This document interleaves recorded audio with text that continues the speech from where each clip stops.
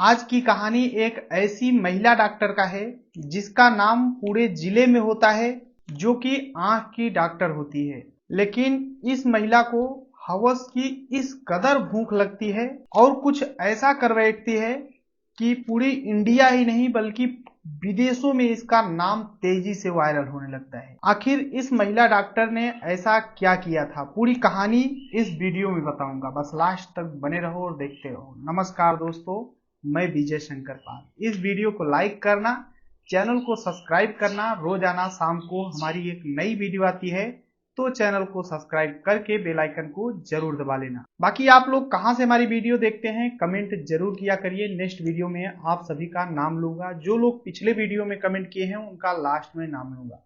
तो चलिए स्टार्ट करते हैं। आज की जो सच्ची घटना सुनाने जा रहा हूं यह है केरल प्रदेश में कन्नूर एक शहर लगता है। यहीं पर एक लड़की जिसका नाम उमाना होता है। इसका जन्म एक संपन्न परिवार में होता है, यानी किसी चीज की कमी नहीं होती है। उमाना जो होती है बचपन से ही पढ़ने लिखने में तेज तर्राक होती है। उसके माता पिता उमाना से पूछते हैं कि आखिर तुम पढ़ लिख करके क्या बनना चाहती हो। तो उमाना बोलती है कि मैं पढ़ लिख करके एक बड़ा डॉक्टर बनूंगी। उसके पिता उसी दिशा में उसे पढ़ाना लिखाना शुरू कर देते हैं। पढ़ती लिखती है, डॉक्टर का पढ़ाई करती है और आगे चल करके आंख की डॉक्टर बन जाती है। एक पॉपुलर डॉक्टर होती है। जब डॉक्टर बनती है तो इसके माता पिता सोचते हैं कि बेटी अब पढ़ लिख करके डॉक्टर बन चुकी है और अच्छा खासा पैसा भी कमाना शुरू कर दी है, तो क्यों न इसकी कहीं अच्छे जगह शादी कर दिया जाए। क्योंकि कोई अगर डॉक्टर है तो सभी लोग सोचते हैं कि इसकी शादी डॉक्टर के साथ ही किया जाए। अगर कोई इंजीनियर है तो सोचते हैं उसकी शादी इंजीनियर के साथ ही किया जाए। तो जो उमाना है इसके पिता भी सोचते हैं कि इसकी शादी किसी डॉक्टर से किया जाए। तभी एक राधा कृष्णन नाम के व्यक्ति होते हैं जो कि बच्चों के डॉक्टर होते हैं। इनका भी पूरे जिले में नाम होता है और इनकी शादी राधा कृष्णन की शादी उमाना से हो जाती है। हालांकि घर वालों की मर्जी से हुई थी, कोई लव मैरिज नहीं थी। और जैसे ही शादी होती है उमाना दुल्हन बन करके अपने पति राधा कृष्णन के यहाँ पहुंचती है। अब दोनों लोग मिल करके डॉक्टरी करने लगते हैं और अच्छा खासा पैसा कमाना शुरू कर देते हैं। फिर दोनों लोग उमाना और राधा कृष्णन दोनों प्लानिंग करते हैं कि क्यों न एक हॉस्पिटल खोल लिया जाए। तभी एक हॉस्पिटल खोलते हैं जहां पे दोनों लोग बैठना शुरू कर देते हैं और अलग अलग हॉस्पिटलों में बैठते थे। और अब इनके पास पैसे की कोई कमी नहीं, करोड़ों रुपए आना शुरू हो जाते हैं। ये बात सन 1990 की होती है और तभी जो उमाना है और राधा कृष्णन दोनों प्लानिंग करते हैं कि जो पुराना घर है इसको हटा दिया जाए और कोई नया घर खरीदा जाए। क्योंकि पैसे जब आने लगते हैं तो लोग अपनी व्यवस्थाएं अच्छा करना शुरू कर देते हैं। तभी ये लोग पुराना घर जो होता है उसे बेच देते हैं और नया मकान खरीदते हैं। फिर और पैसा कमाने लगते हैं। अच्छा खासा जब पैसा होने लगता है तो लोग सोचते हैं कि क्यों ना जो हमारा नया घर है इसको और अच्छे से डेवलप किया जाए, अच्छे से बनाया जाए, ताकि लगे कि हाँ अमीरों का ये घर है। और उसे और अच्छे से बनाने के लिए अच्छे ठेकेदार की तलाश करने लगते हैं कि किसी ऐसे व्यक्ति को ठेका दिया जाए जो कि उसको एक बेहतरीन घर का लुक दे सके। जैसे एक नामी गामी जो डॉक्टर होते हैं उनका घर होता है। जब ढूंढते ढूंढते इन्हें एक ठेकेदार मिलते हैं जिसका नाम पी मुरलीधर होता है, जिनको टेंडर दे देते हैं। पी मुरलीधर उनके घर का टेंडर ले लेते हैं और उसे और डेवलप करने लगते हैं, बनाने में काम स्टार्ट कर देते हैं। अब समय बीत रहा होता है, इनके दो बच्चे भी हो चुके थे उमाना और राधा कृष्णन के बीच में। दोनों बच्चे घर पे रहते थे। अब घर को भी बनने के लिए दे दिए थे तो वहां पर वर्कर आते थे, मिस्त्री आते थे। तो ये लोग सोचते थे कि बच्चे भी घर पर हैं इसलिए किसी एक को घर पे रहना चाहिए, या राधा कृष्णन रहे या फिर उमाना। तो क्योंकि ये लोग बड़े अमीर व्यक्ति होते हैं, अगर कोई बच्चों को ब्लैकमेल भी कर सकता है, कुछ भी हो सकता है, बच्चे हैं कहीं गायब हो सकते हैं। इसलिए जो उमाना है कुछ देर अपने हॉस्पिटल जाती या फिर कहीं जाती बैठती अपने ऑफिस में, और कुछ देर जो राधा कृष्ण है वो जाती, यानी एक या राधा कृष्ण या फिर उमाना दोनों घर पे रहा करते हैं। लास्ट में ये लोग डिसीजन करते हैं कैसा करो, उमाना घर पे रहेंगी और राधा कृष्ण हॉस्पिटल का कार्यभार देखेंगे। उमाना कभी कभी 2 घंटे 4 घंटे के लिए चली जाती थी जहां इमरजेंसी समझ में आता था। अब ऐसे ही टाइम बीतने लगता है। अब उमाना अधिकतर घर पे रहती हैं बच्चों के साथ में। अब वहां पे काम लगा था तो वर्कर भी आते थे। तभी जो पी मुरलीधर हैं ठेकेदार, ये भी आया करते हैं क्योंकि ये अपने वर्करों से काम कराते हैं, तो वहां पर आते हैं। और जब आते हैं तो उमाना से मिलते हैं। उमाना ठेकेदार होते हैं तो उमाना पानी ले आती, मीठा लाती और खाते पीते बातचीत करते थे। अब उमाना और जो पी मुरलीधर हैं, इन दोनों में धीरे धीरे जब बैठे रहते थे दिन भर क्या बात करते, इसी तरीके से इनमें नजदीकियां बढ़ने लगती हैं। अब जो पी मुरलीधर हैं, ये भी अपने घर की बातें शेयर किया करते थे कि मेरी पत्नी आज ये बोली, ये की। और जो उमाना है, ये भी अपने पति की बातें शेयर किया करती थी कि आज मेरे पति डांटे थे मुझे। यानी छोटी छोटी बातों को एक दूसरे से शेयर करना शुरू कर देते हैं। और देखते ही देखते उमाना और जो ठेकेदार होता है पी मुरलीधर, दोनों में एक दिन शारीरिक संबंध बन जाता है। और जब एक दिन शारीरिक संबंध बनते हैं तो ये छूटने का नाम नहीं लेते। हालांकि किसी को पता नहीं चलता है, लेकिन जब घर का काम क्लियर हो जाता है, ठेकेदार को अब यहाँ आने की कोई जरूरत नहीं थी। उसके बावजूद भी जो ठेकेदार होता है पी मुरलीधर, ये आया करता था घर पे। लेकिन कहते हैं इसको चाहे मुंह छुपाए नहीं छिपते हैं। इसी तरीके से जो डॉक्टर होते हैं राधा कृष्णन, इन्हें पता चल जाता है कि ये जो पी मुरलीधर ठेकेदार है, इससे हमारे पत्नी की अफेयर है। तो डॉक्टर राधा कृष्णन अपने पत्नी को समझाते हैं कि देखो ये चीजें गलत हैं, ऐसा मत करो। अपने दोनों बच्चों का हवाला देते हैं, पढ़े लिखे डॉक्टर होते हैं तो एक पढ़े लिखे इंसान की तरह अपनी पत्नी को समझाते हैं बाकायदे कि देखो ये सब चीजें गलत हैं, तुम्हारे बच्चे हैं, आगे बढ़ना है, तुम पढ़ी लिखी हो, तमाम चीजें समझाते हैं। लेकिन जो उमाना है इसे बिल्कुल भी समझ में नहीं आता है और अपने पति का घर छोड़ देती है। और छोड़ने के बाद दूसरे जगह रहना शुरू कर देती है। अब जब दूसरे जगह रूम ले लेती है तो जो पी मुरलीधर है ठेकेदार, ये भी वहां पर निसोच उमाना से मिला करता था। उमाना अपनी डॉक्टरी का कार्यभार वहां से भी कर रही थी, लेकिन अब जो उसका डॉक्टरी का काम है वो डाउन होने लगता है। क्योंकि जो भी काम अपना इलाज कराने जाते हैं सभी पता करते हैं कि आखिर जिस डॉक्टर के पास जा रहा हूँ वो कैसा है। तो धीरे धीरे इनका नाम खराब हो चुका था उमाना का, तो उसके पास अब लोग नहीं जाते थे दवा कराने।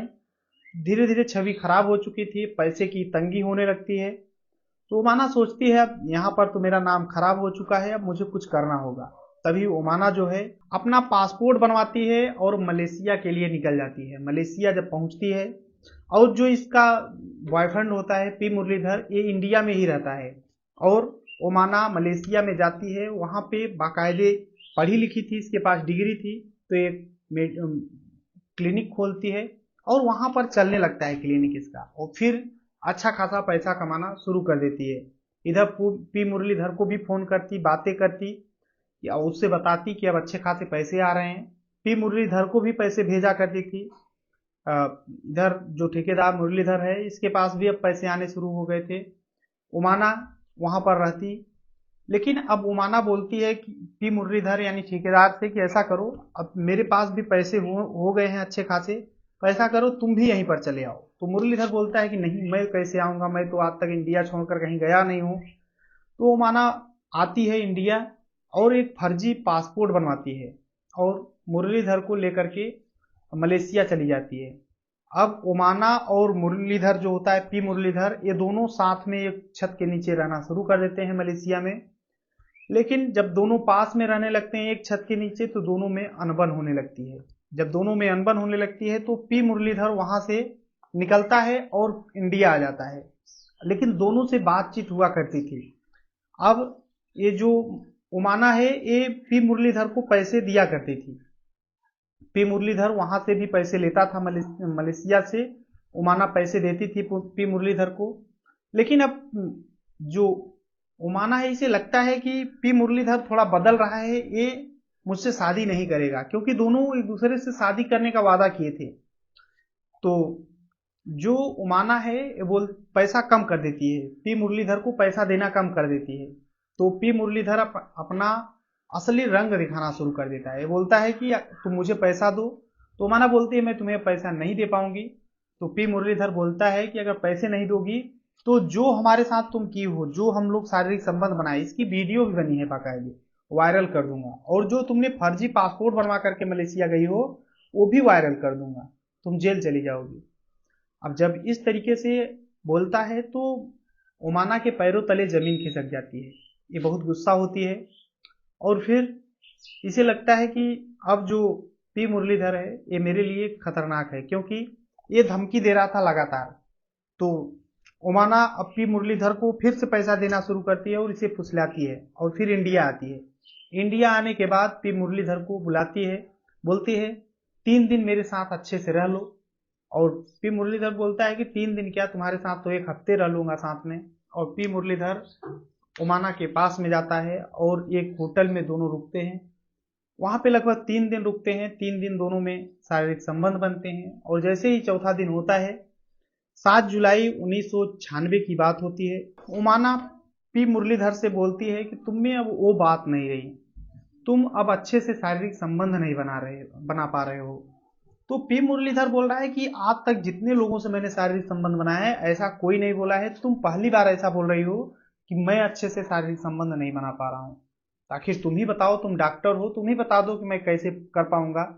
तो उमाना बोलती है कि ऐसा करो, मेरे पास एक इंजेक्शन है उसको लगा लो, फिर देखो कैसे करते हो।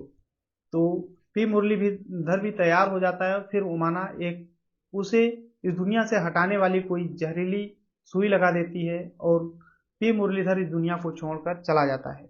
अब उमाना को लगता है कि आखिर अब पी मुरलीधर का मैं करूँ तो करूँ क्या। फिर वो एक चक्कू पहले से लेकर आई थी, उसके एक एक करके कतरे करती है, बहुत सारी पॉलीथीन लाई थी और कतरे कर करके जो लेटरिन होती है उसमें डालना शुरू करती है। थोड़ा थोड़ा करके डाल देती है, फिर एक सूटकेस ली रहती है उसमें भर लेती है और फिर दूसरे होटल में जाती है, वहां की भी लेटरिन में ऐसे भरती है। इसी तरीके से टाइम बीत रहा होता है। अब कुछ ऐसे सिर थे, कुछ ऐसे अंग थे जिसको उसमें लेटरिन में नहीं फेंका जा सकता है, कुछ हड्डियां हैं, उसे एक सूटकेस में भरती है, सोचती है कहीं ऐसी जगह सुनसान नदी में फेंक दें किसी को पता न चले। तो अब 12 जुलाई हो चुका था, 12 जुलाई 1996 की बात होती है। वो ऑटो पकड़ती है, कई दिन जागी थी, ऑटो पकड़ती है, एक ई रिक्शा होता है उसमें बैठती है अपना सूटकेस लेकर के। और कई दिन बीत चुके थे तो उसमें महक आ रहा था। तो जो मतलब ई रिक्शा वाला है वो बोलता है मैम आप क्या ली हो, सच सच बताओ, बहुत तेज महक रहा है। तो जब उसे कुछ अंदाजा लगता है तो उमाना पैसे की गड्डी पहुंच उसे भेज देती है, दे देती है। अब जो ड्राइवर होता है ई रिक्शा का वो बोलता है मैम ठीक है, मैं किसी से नहीं बताऊंगा, लेकिन है क्या ये तो बता दो। तो उमाना बोलती है कि मैं तो इसमें एक व्यक्ति की डेड बॉडी है इसमें सूटकेस में। तो वो बोलता है ठीक है, जहां कहो वहां पर छोड़ दूंगा, कोई दिक्कत नहीं है। अब जो ई रिक्शा वाला है वो अपना ई रिक्शा लेकर जा रहा है। अब उमाना को लगता है कि अब इसको बता दी हूँ, पैसा दे दी हूँ, तो अब मुझे ले जाएगा आराम से, कोई दिक्कत नहीं, सो जाती है। अब सोच लो कि इतनी हिम्मत हो, सो जाती है उसमें, उसी ई रिक्शे पर आराम से सो जाती है। उसके बाद जब उसकी नींद खुलती है तो उसके पैरों तले जमीन खिसक जाते हैं, क्योंकि वो जो ई रिक्शा वाला है वो एक पुलिस थाने में ले जा करके खड़ा कर देता है। और वहां पर पुलिस वाले बोलते हैं क्या बात है, तो जो ड्राइवर है ई रिक्शा वाला वो सब कुछ बता देता है। अब सूटकेस जब पुलिस खोलती है तो उसमें वाकई में डेड बॉडी। अब पुलिस उमाना को गिरफ्तार कर लेती है, सख्ती से पूछताछ करती है, उमाना सब कुछ बता देती है। पुलिस इसके खिलाफ मुकदमा दर्ज करती है और इस सलाखों के पीछे पहुंच जाती है। और 1996 में सलाखों के पीछे गई थी, लगभग 4-5 साल बीत चुके थे। 2001 की बात होती है, ये बेल के लिए अप्लाई करती है कि बेल हो जाएगा और बाहर रह करके अपना केस लड़ते रहेंगे। इसे बेल भी दे दी जाती है और जैसे ही इसको बेल मिलती है उमाना को, ये जेल से बाहर आती है और जेल से बाहर आते ही फौरन एक फर्जी पासपोर्ट बनवाती है और फिर से कहीं चली जाती है। और जब विदेश चली जाती है और जब विदेश जाती है तो पुलिस के मानो पैरों तले जमीन खिसक गई हो, क्योंकि पुलिस वालों के नजरों के सामने से विदेश भाग चुकी थी।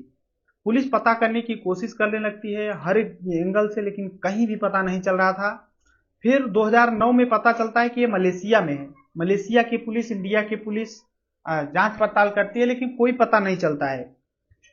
और बाद में कुछ टाइम बाद पता चला कि उमाना जो है अपने बेटे से एक बार बात की थी फोन से, उसका भी लोकेशन ट्रेस करने की कोशिश की गई, लेकिन कोई पता नहीं चला।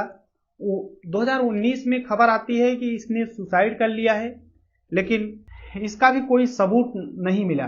इसके ऊपर बहुत सारे इनाम रखे गए, लेकिन कोई सबूत नहीं, कहीं से पकड़ी नहीं गई दोबारा। लेकिन वाकई में एक डॉक्टर थी, पढ़ी लिखी थी, लेकिन एक ठेकेदार के चक्कर में अपनी पूरी लाइफ को बर्बाद कर ली। बाकी आप लोग इस कहानी में अपनी राय जरूर देना। चलिए आज के कमेंट की ओर चलते हैं। पूरी कहानी सुनाने की उद्देश्य किसी को परेशान करना है, दुख पहुंचाने, बल्कि आप सभी को जागरूक करना है। जहां भी रहें अपना और अपनों का ख्याल रखें, सुरक्षित रहें।